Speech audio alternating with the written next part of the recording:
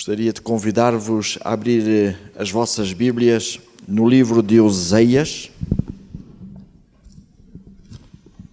capítulo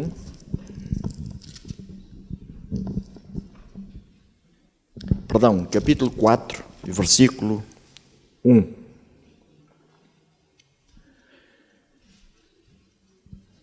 Diz: Ouvi a palavra do Senhor, vós filhos de Israel, porque o Senhor tem uma contenda com os habitantes da terra, porque não há verdade, nem bondade, nem conhecimento de Deus na terra.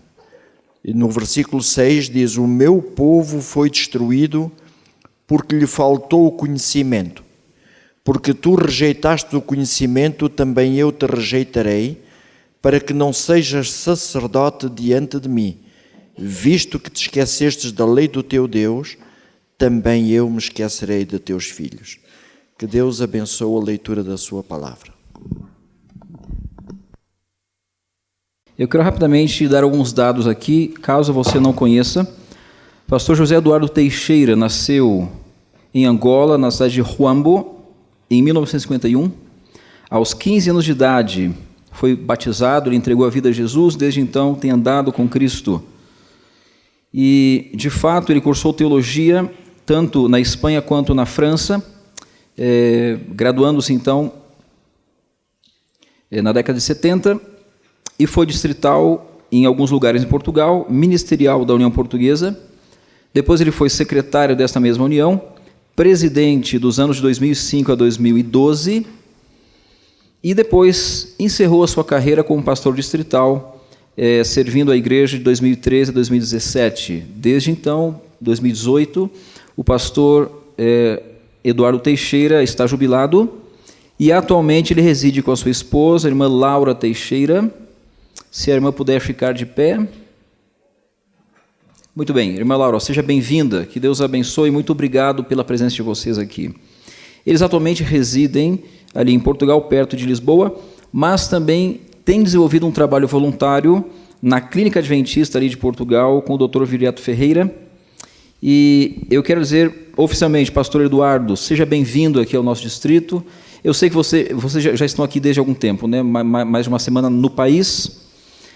Mas, de qualquer forma, obrigado pela presença, por aceitar o convite, pela disposição, e sintam-se bem em nosso meio. Que Deus use, e eu só quero rapidamente lembrar aqui a igreja que hoje à tarde nós temos, às 16 horas, mais uma palestra intitulada Uma Amizade Recíproca. Amanhã, domingo, a Semana de Oração continua, vai ser um pouquinho mais cedo, às 18 horas, 6 da tarde. Então, hoje, à tarde, às 4 da tarde, e amanhã, às 6 da tarde, ok? Durante a semana, segunda, terça e quarta, às 19 horas. Então, também quero agradecer aqui àqueles que fizeram o boletim e incluíram o hino tema, que é bastante útil para todos nós. Deus abençoe. Pastor, com você a palavra.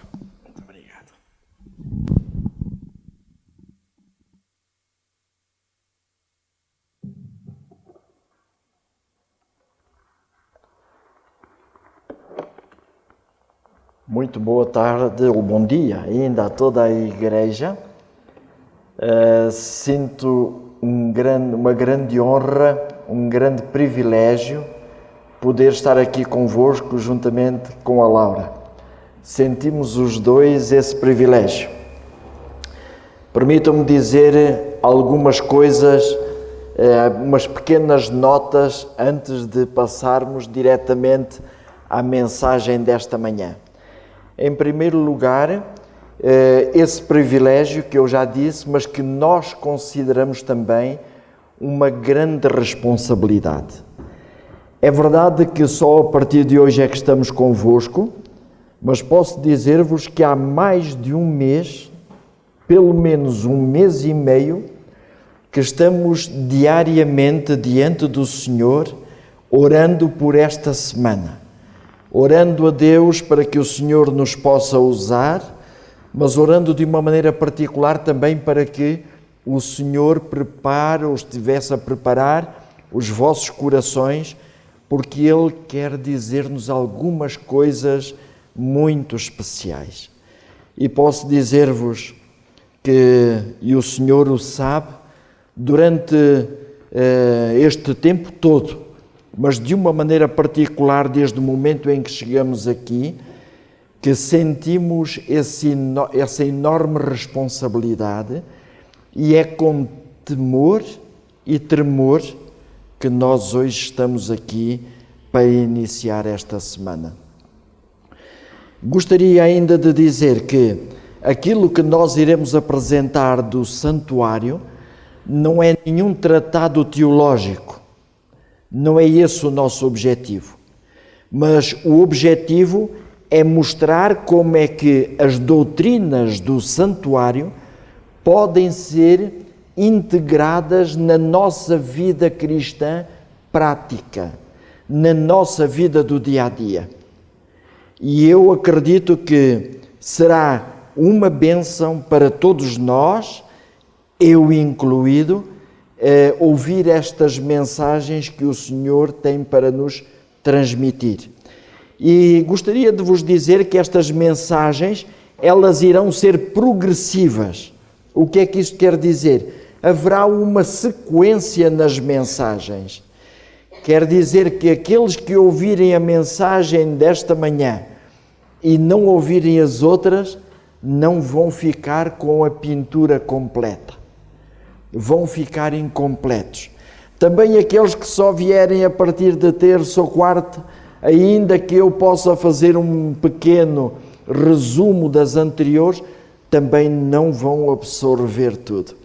Por isso, da parte do Senhor, eu vos lanço o desafio a todos vós que estáis aqui presentes para poderem ver a sequência toda destas mensagens, porque acredito que são mensagens verdadeiramente importantes para cada um de nós durante este tempo que iremos passar juntos. Depois desta introdução, gostaria de começar com a mensagem propriamente dita. No primeiro vídeo que eu enviei, eu dizia ali que o Senhor nos escolheu a todos. O Senhor, através das próprias palavras de Jesus Cristo, disse: não me escolhestes vós a mim, mas eu vos escolhi a vós. Mas nós podemos perguntar, como é que, sendo nós tão pecadores, tão fracos, ainda Deus se preocupa conosco e nos chama a cada um de nós para cooperarmos com Ele?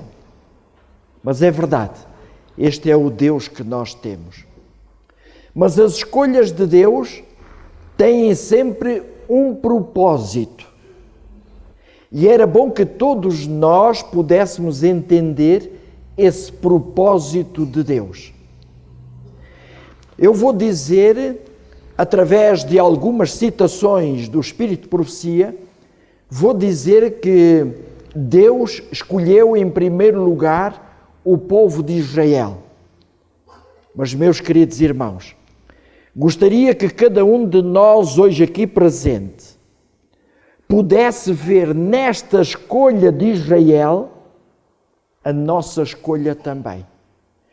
E tudo o que eu vou falar acerca desse povo de Israel aplica-se a cada um de nós. Por isso, eu gostaria de substituir ali Deus escolheu Israel por uma outra palavra. Deus escolheu-me a mim. E quando eu digo Deus escolheu-me a mim, não é a minha pessoa aqui à frente, mas eu quero é que cada um de vós apreenda isto, cada um de vós sinta exatamente isso. Foram escolhidos por Deus. E que cada um de vós aplique à vossa própria vida aquilo que o Senhor transmitiu ao povo de Israel. Diz a serva do Senhor o seguinte: Deus escolhera Israel com um grande objetivo, o tal propósito, para revelar o seu caráter aos homens. Quer dizer que o grande propósito para mim também, e cada um diga para mim também, o grande propósito de Deus para nós é que cada um possa revelar o caráter de Deus. Ele continua dizendo, queria que os israelitas fossem fontes de salvação no mundo. Que coisa extraordinária! Usarei este então. Aquilo que Deus queria realmente era que cada um de nós fosse fonte de salvação para as outras pessoas. Não acham isto extraordinário? A grande confiança que Deus deposita em cada um de nós, chamar-nos a nós, pecadores, frágeis, pessoas às vezes com grandes incoerências na vida, chamar-nos a nós para sermos representantes de Deus, para sermos fontes de salvação ao mundo. Reparem no que Ellen White diz a seguir. Nos primeiros dias de Israel, as nações do mundo, mediante práticas corruptas, tinham perdido o conhecimento de Deus. Se nós aplicarmos isto à nossa sociedade em geral, ainda podemos aplicar estas palavras. Mediante práticas corruptas, as nações do mundo, todas as nações do mundo, perderam o conhecimento de Deus. E por isso é que nós vemos coisas horríveis acontecer diariamente na nossa sociedade, no nosso mundo. Mas reparem no que vem a seguir. Mas diz que em sua misericórdia, Deus não as riscou da existência. Apesar delas se terem tornado corruptas, apesar delas estarem completamente afastadas de Deus, não terem conhecimento nenhum de Deus, diz que Deus não arriscou da existência. Mas o mais importante ainda vem a seguir. E vai dizer, Ele se propôs dar-lhes nova oportunidade de se familiarizarem com Ele. Quer dizer que o Senhor pôs no seu coração o dar a essas pessoas todas corruptas, o dar a essas pessoas a quem nós muitas vezes chamamos de ímpios. Com certeza porque ainda não compreendemos bem a palavra ímpio e por isso a aplicamos aos outros.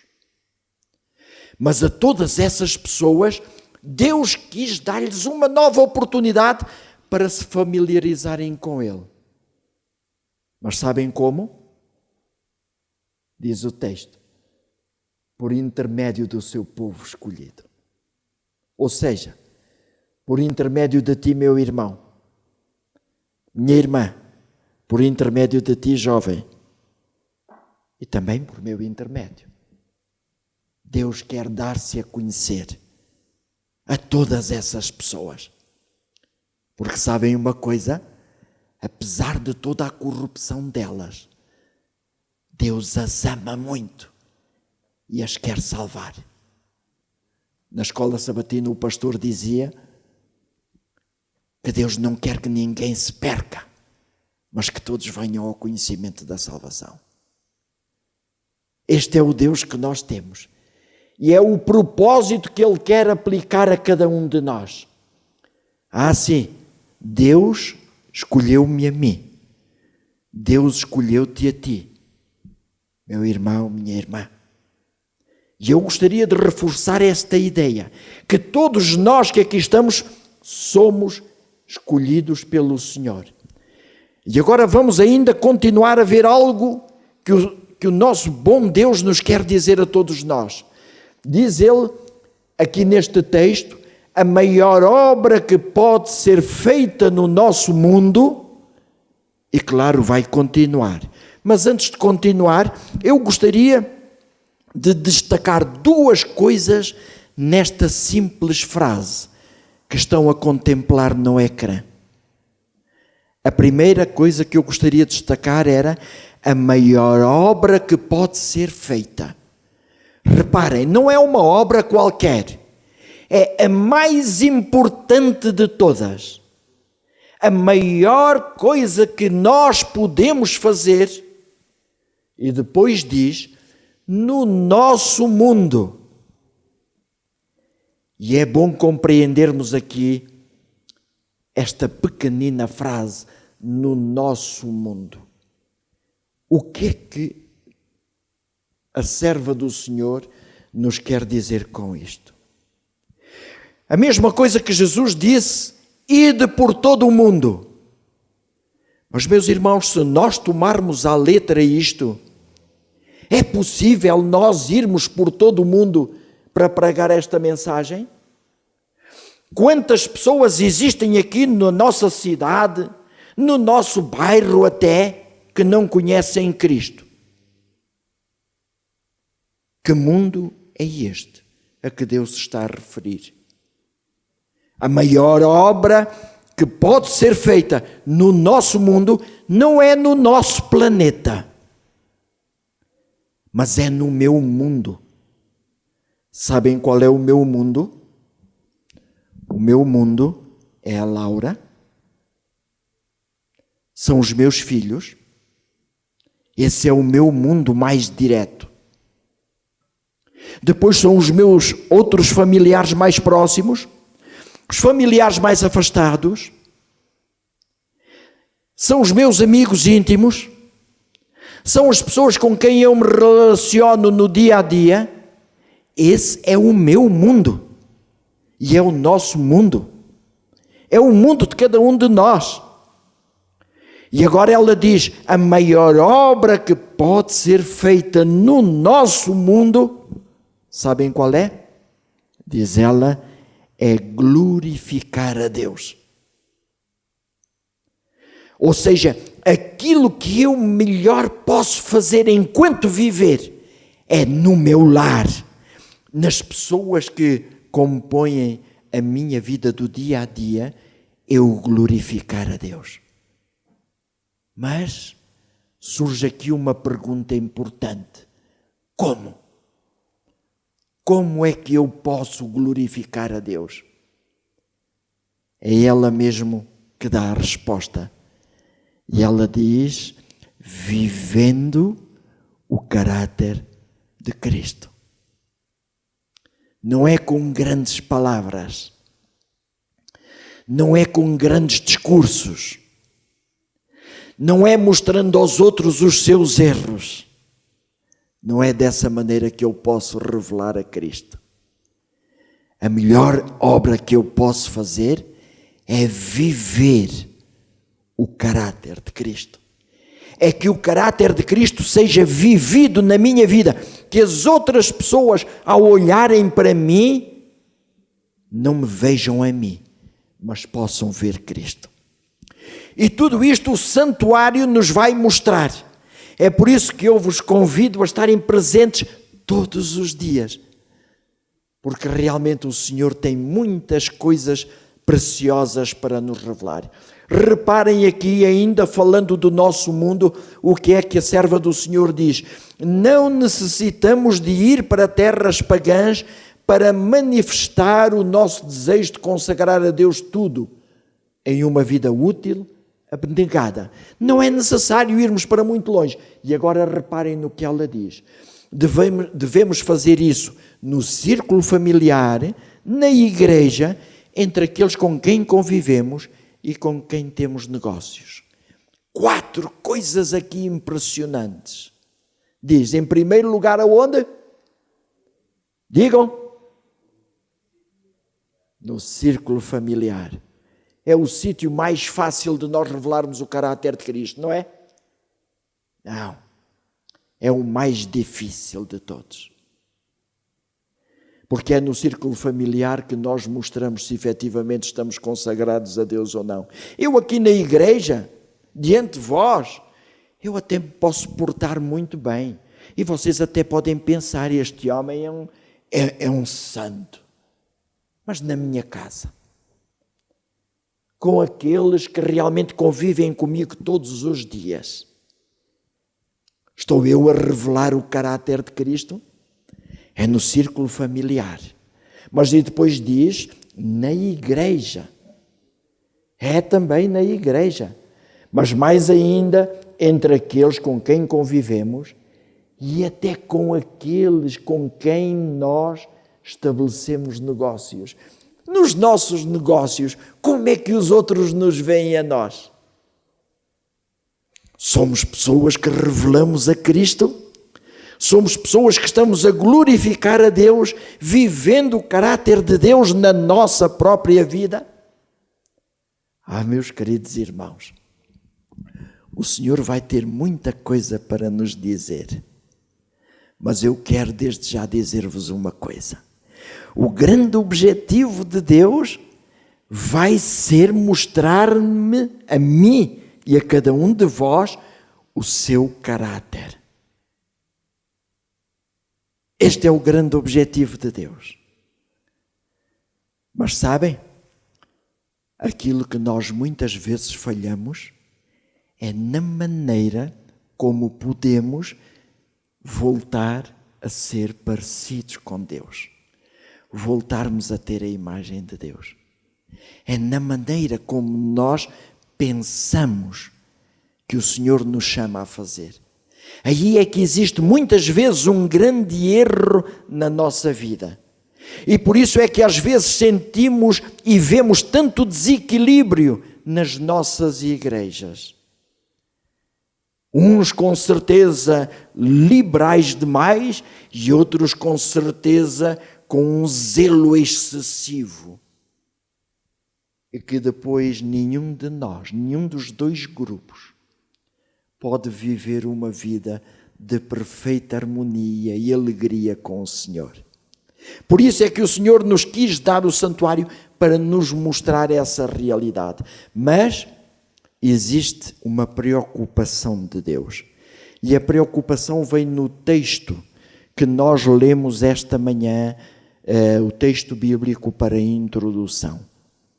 Eu vou lê-lo porque tenho aqui, mas se vocês quiserem abrir as vossas Bíblias em Oseias capítulo 4, verso 1, por favor, mantenham as vossas Bíblias abertas. Diz aqui assim: ouvi a palavra do Senhor, vós, filhos de Israel.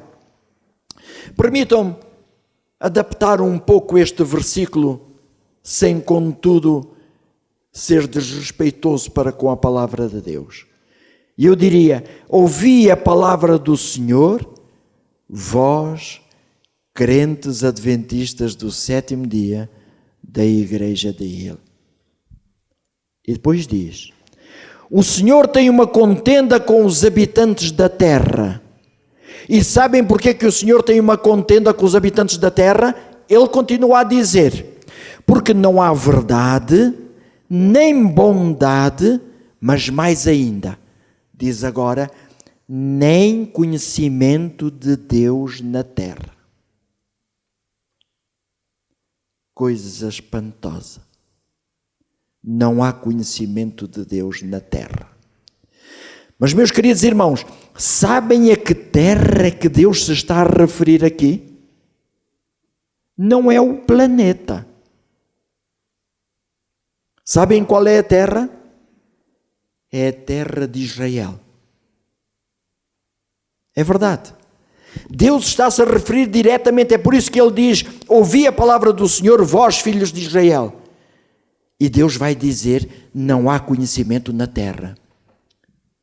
Sabem?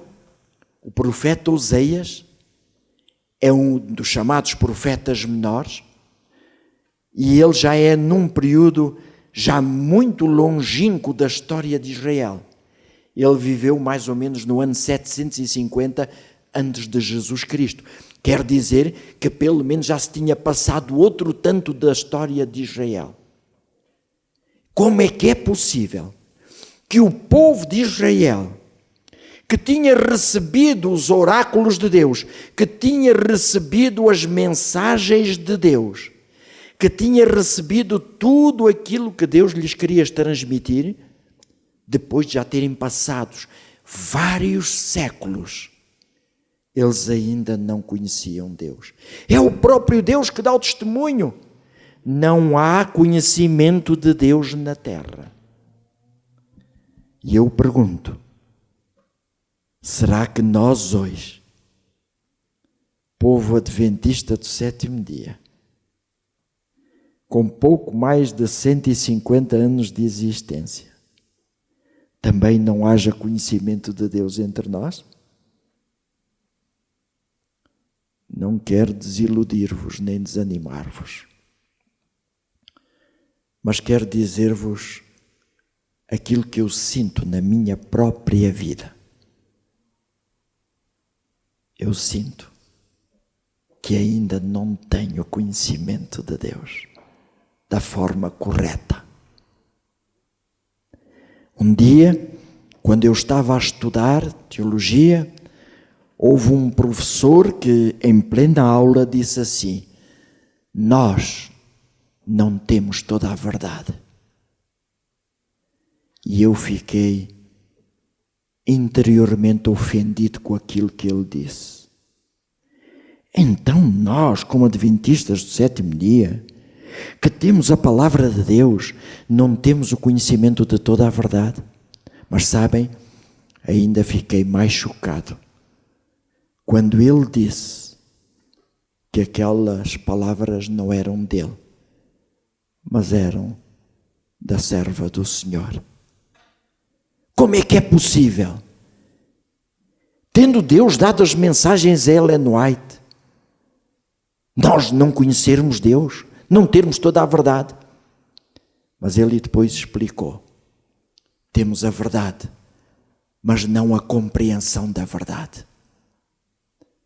E eu acredito muito nisto, que nós ainda não temos a compreensão total do nosso Deus, de um Deus de amor, que se revela nas Sagradas Escrituras, mas que muitas vezes nós deturpamos completamente essa revelação. E o Senhor vem, através do santuário, justamente mostrar-nos isso. Meus irmãos, garanto-vos, a todos aqueles que ouvirem as mensagens todas, que vamos encontrar um Deus verdadeiramente extraordinário, um Deus maravilhoso e um Deus que me quer ajudar a ser como Ele. Sim. Por isso mesmo, se nós começarmos pelo início, como é que eu vou conhecer esse Deus? Eu tenho que saber como é que Ele me criou a mim. E o texto de Gênesis 1:27 diz: criou Deus, pois o homem à sua imagem e semelhança, à imagem de Deus o criou, homem e mulher os criou. E eu gostaria que retivessem muito esta expressão nas vossas mentes. Eu e cada um de vocês fomos criados à imagem e à semelhança de Deus. Quer dizer que a semelhança de Deus está aqui em nós. A semelhança de Deus está em nós. Mas vamos ver já o que é que aconteceu. Mas em primeiro lugar vamos ver o que é que isso significa. Imagem de Deus. O que é que Deus nos quer dizer com isso? Bom, Ellen White, ela tem algumas expressões interessantes. Ela diz a determinado momento: o homem deveria ter a imagem de Deus tanto na aparência exterior como no caráter. E depois ela diz: sua natureza estava em harmonia com a vontade de Deus. A mente era capaz de compreender as coisas divinas. Quer dizer que havia uma perfeita sintonia entre os nossos primeiros pais e Deus. Eles tinham sido criados à imagem de Deus. Havia essa sintonia total entre eles e Deus. As afeições eram puras, ou seja, a maneira como eles se tratavam um ao outro, entre Adão e Eva, eram puras. Os apetites e paixões estavam sob o domínio da razão. Mas continua ainda: o homem foi originariamente dotado de nobres faculdades e de um espírito bem equilibrado. Notem esta palavra também, o equilíbrio que Deus quer para nós hoje. Ele era equilibrado, era um ser perfeito e estava em harmonia com Deus.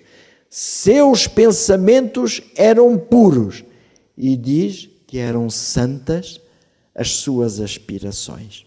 Permitam-me explicar isto de uma outra maneira, para nós compreendermos bem a semelhança divina.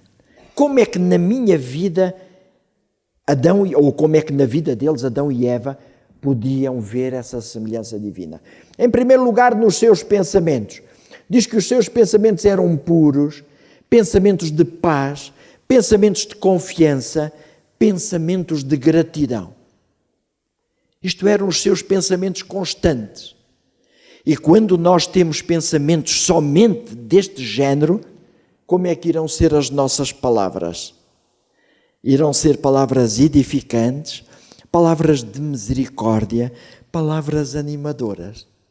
Não iremos ter palavras que realmente afetem e prejudiquem as outras pessoas.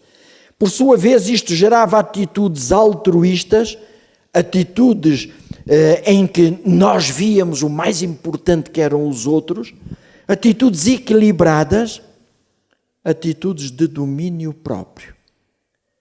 E o homem tinha um propósito. Sabem qual era esse propósito?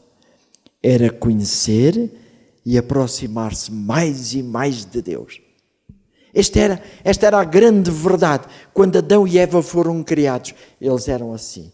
Mas aconteceu alguma coisa. Pecou. E o que é que isso quer dizer? Sabem? Diz que quando o homem pecou, aconteceu alguma coisa. A imagem de Deus, na qual tinha sido criado, ficou desfigurada e deformada.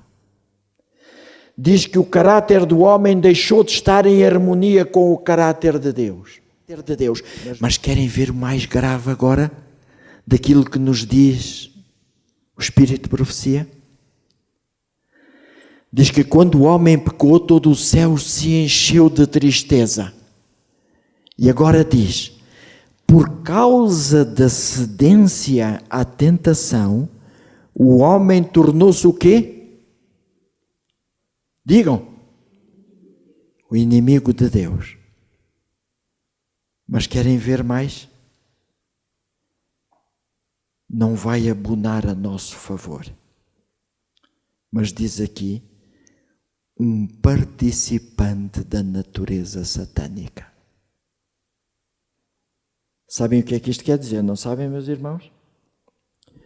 Deixamos de ser parecidos com Deus e começamos a ser parecidos com quem? Até nos custa dizer, não é?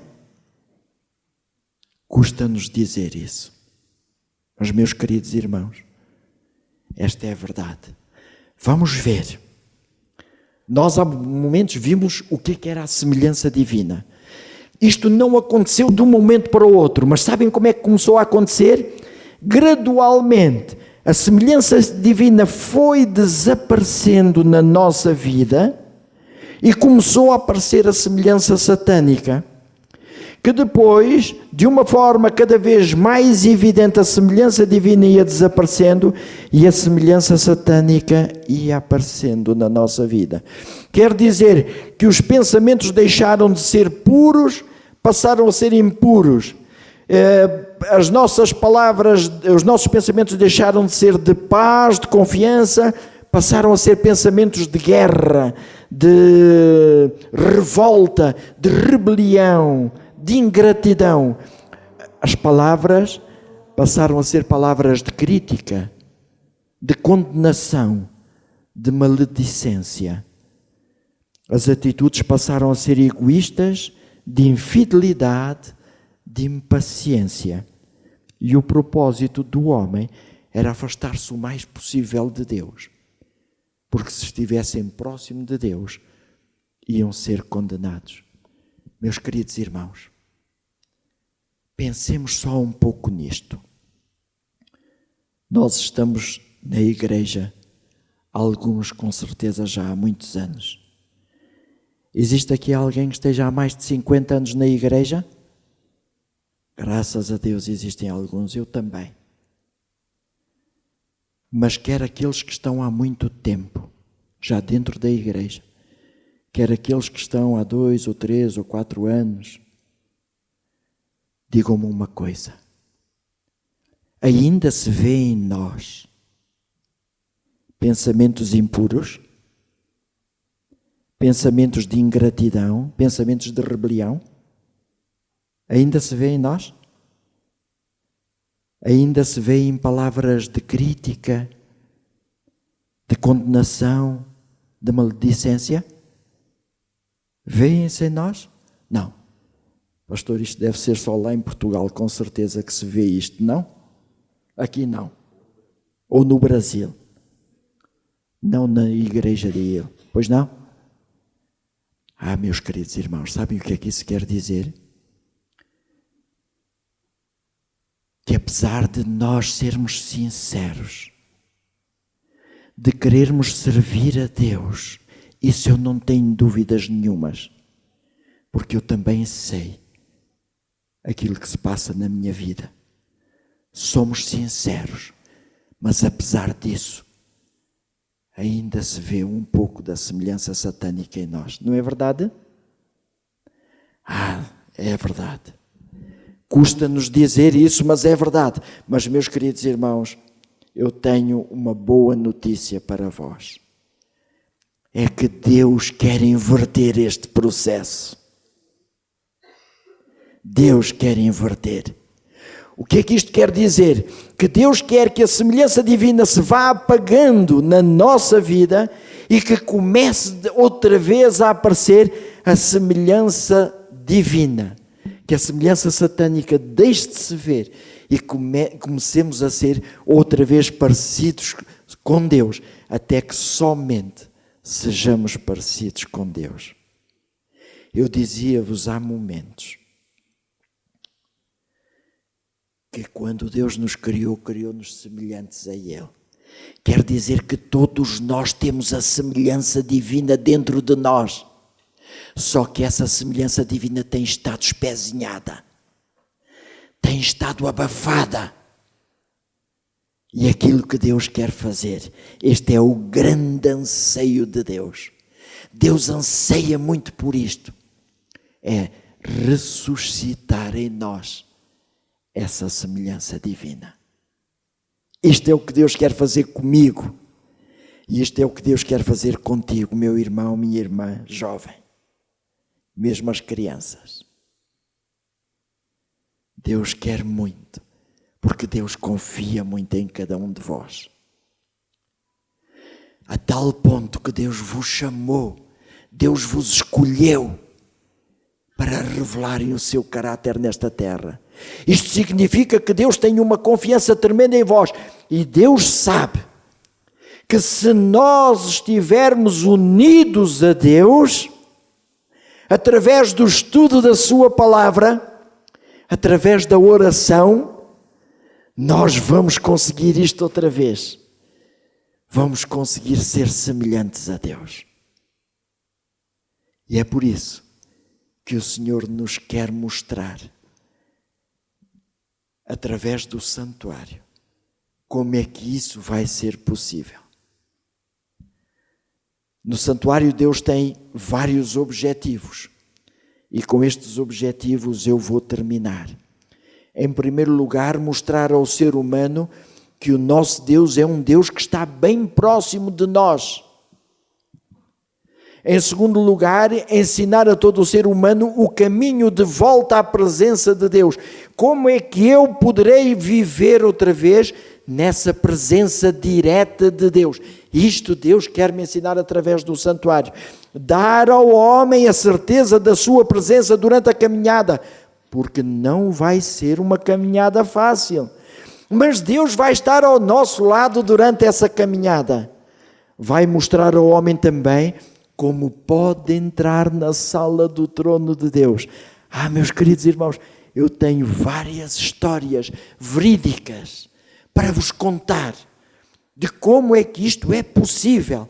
Nós entrarmos na sala do trono de Deus e trazermos as bênçãos que tanto necessitamos na nossa vida do dia a dia. Deus ainda nos vai mostrar depois o que é que Ele espera de nós e como é que Ele nos vai ajudar a atingir esse objetivo. Por isso mesmo, esta manhã, eu gostaria de terminar com uma oração que ao mesmo tempo é um apelo. E gostaria que cada um de vós ficasse a pensar nesta oração. Eu vou lê-la. Eu vou dizer: Santo e poderoso Deus, abre os meus olhos e o meu entendimento para que sem rodeios eu possa compreender a minha própria realidade espiritual. Ajuda-me a admitir que, à semelhança do povo de Israel, também eu, como parte do teu povo hoje, ainda não tenho o verdadeiro conhecimento de quem tu és. Dá-me a capacidade para compreender o teu caráter, para te poder imitar. Senhor, conhecendo a minha fraqueza e a minha pequenez espiritual, sei que não vai ser fácil refletir a tua imagem nos meus pensamentos, palavras e atitudes. Obrigado porque, mesmo conhecendo a minha fraqueza, continuas a acreditar e confiar em mim. Senhor, quero ser mais parecido contigo. Dá-me o teu poder para ser persistente nesta caminhada. Meus queridos irmãos, querem assinar essa oração? Estão dispostos a dizer a Deus: isto é verdade também na minha vida. Eu quero comprometer-me contigo hoje. Eu quero assinar. Porque eu quero que isto seja uma realidade na minha vida. Eu vou pedir a Jéssica e aos outros que estão ali, os outros diáconos, por favor, que possam distribuir uma a cada uma, portanto, um papel com esta oração a cada um de vós. É uma oração compromisso. Mas vou pedir-vos um favor. Ainda ninguém assine essa oração. Mas quero que cada um de vós, e nós iremos dar 1 minuto de silêncio para que cada um de vós reflita nessa oração. E vou pedir-vos uma coisa: não vou pedir que cada um de vós se manifeste publicamente. Eu tenho que vos dizer que tenho muito medo de que publicamente nos manifestemos. Sabem porquê? Porque às vezes podemos fazê-lo apenas porque vemos os outros fazer.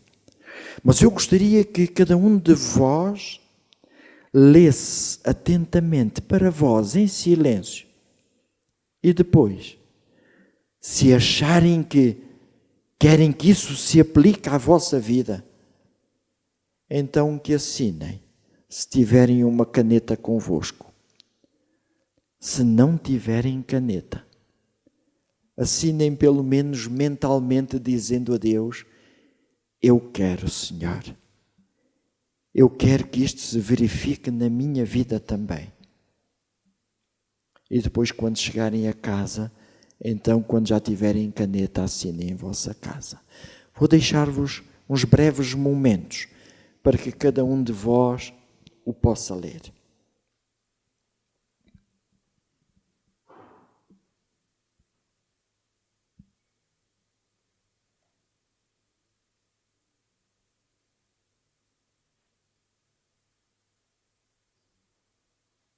Creio que já tiveram o tempo suficiente. Aqueles que tiverem a caneta consigo podem assinar. Se ainda não estiverem verdadeiramente convictos de que querem aplicar isso à vossa vida, não assinem ainda. Tenham um momento com Deus depois em vossa casa. Durante a semana nós iremos ter alguns períodos de oração. Hoje foi esta oração silenciosa. Todos os dias vamos ter uma oração compromisso, mas vamos ter períodos de oração também. Mas hoje eu gostaria de terminar com uma oração, estando mesmo os irmãos sentados. Querido e bondoso Deus, obrigado pela confiança que Tu queres depositar em cada um de nós. Obrigado pela confiança em nos teres escolhido para revelarmos o Teu caráter. Ó meu Pai, nós não Te conseguimos esconder nada. Tu conheces a nossa vida toda. E Tu sabes que ainda estamos muito longe de ser parecidos contigo. Tu mostraste-nos hoje, Senhor, que infelizmente, apesar de toda a nossa dedicação, apesar da nossa sinceridade, ainda temos na nossa vida alguns traços da semelhança satânica. Perdoa-nos, Senhor. Mas queremos dizer-te que não queremos desistir. Queremos continuar. Porque queremos ser parecidos contigo. Abençoa cada pessoa presente aqui esta manhã, para que possamos todos tomar decisões sábias para Te glorificar aqui na terra. Te pedimos no nome de Jesus. Amém, Senhor.